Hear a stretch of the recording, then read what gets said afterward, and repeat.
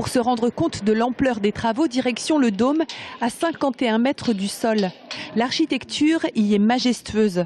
Charpente métallique et murs de briques forment la coupole. À l'extérieur, c'est là qu'on découvre les ravages du temps. L'assemblage de plaques de plomb qui recouvrent le dôme est devenu fragile et très instable. Le problème, c'est que nous avons une forte condensation qui se crée sous la couverture en plomb, qui dégrade l'enduit et qui descend en partie basse. Et en partie basse, ça crée des gonflements très importants au niveau de la couverture, qui a tendance à vouloir tomber si on n'y prend pas bien sûr des précautions supplémentaires. Et pas plus tard qu'hier, un nouvel élément était prêt à tomber. D'autres travaux sont nécessaires. Le traitement des fissures de l'édifice, celui de l'humidité de la crypte et bien sûr la restauration de la statue de Saint-Martin déposée il y a un peu plus d'un an. Coût total de l'opération, 1 700 000 €.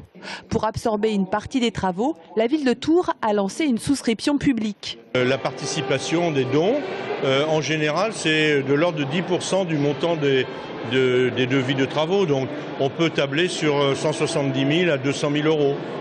L'importance du soutien au patrimoine local était au cœur des discours lors de la soirée des mécènes.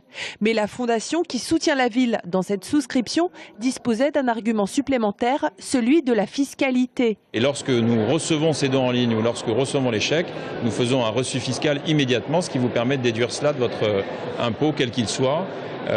Impôt sur le revenu, impôt sur les sociétés et impôt sur la solidarité sur la fortune. Entrepreneurs, commerçants, habitants et fidèles de Saint-Martin ont déjà apporté 25 000 € de contribution.